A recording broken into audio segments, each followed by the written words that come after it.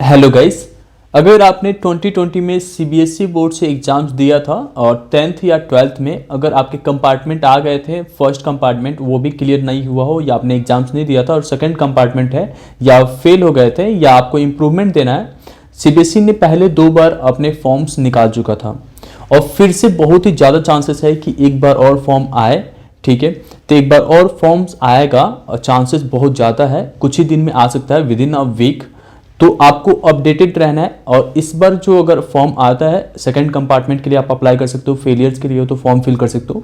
इसमें आपसे 2,000 रुपये एक्स्ट्रा चार्ज किया जाएगा क्योंकि लेट फीस के तरीके, ठीक है, क्योंकि आप बहुत ज़्यादा लेट हो। तो इस तरीके से आप फॉर्म फिल कर सकते हो।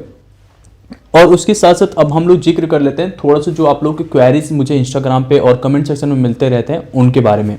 ठीक है, तो अगर आप इस बार इंप्रूवमेंट के लिए अप्लाई कर चुके हो और आप लोग को पता है कि जो जेईई मेंस का 75% का क्राइटेरिया था जो जेईई एडवांस एग्जाम्स देने के लिए, वो हटा दिया गया है इस बार। मतलब कि कितना भी परसेंटेज हो आप लोग के पिछले 2020 में या 2021 में अपेयरिंग में हो, तो आप लोग एग्जाम्स दे सकते हो एडवांस का। और नीट वगैरह में एनआईटी में आप एडमिशन ले सकते हो या आईआईटी में ले सकते हो एडमिशन्स। तो आप में से काफ़ी बच्चे पूछ रहे थे कि लाइक भैया अगर मैंने इंप्रूवमेंट एग्जाम सब छोड़ दिया तो लाइक, क्योंकि अब डायरेक्टली आपका फोकस जो है जेईई एडवांस पे है, मेंस के साथ साथ एडवांस पे आपका फोकस है। तो अगर आप इंप्रूवमेंट एग्जाम छोड़ देते हो तो कुछ भी नहीं होगा, आपका पुराना वाला रिजल्ट तो चलेगा ही चलेगा।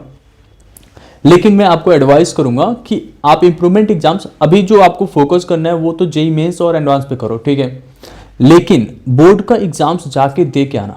अगर आपके पिछली बार से ज़्यादा इंप्रूवमेंट में मार्क्स आ जाता है तो उस मार्क्स को आप दिखा के वो कर सकते हो। एक चीज़ को ध्यान देना, अगर आप इंप्रूवमेंट अप्लाई कर चुके हो और इंप्रूवमेंट का एग्जाम देते हो और आपके परसेंटेज अच्छे आते हैं, लाइक 75% से ऊपर का क्राइटेरिया पार कर जाते हो और या अच्छे नंबर आ जाते हैं, तो जब आप कॉलेज में रहते हो तो जो कंपनियां आती हैं प्लेसमेंट्स के लिए तो वो आपसे एक क्राइटेरिया लगा देती है, कट ऑफ लगा देती है इसकी 70% से ऊपर होना चाहिए, 75 से ऊपर होना चाहिए या 80 से ऊपर होना चाहिए। तो इसमें फ़ायदा होता है, लाइक अभी तो एडमिशन मिल जाएगा आपको किसी भी कॉलेज में, लाइक क्योंकि क्राइटेरिया तो हट गया है 75% का।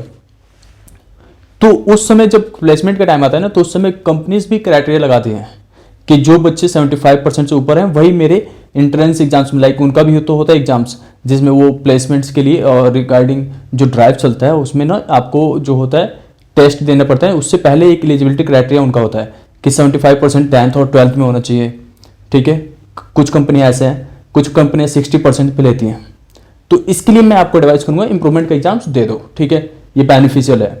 और नहीं अगर इंप्रूव हो पाएगा आपका रिजल्ट तो पुराना वाला तो फिर भी काम में आएगा ही।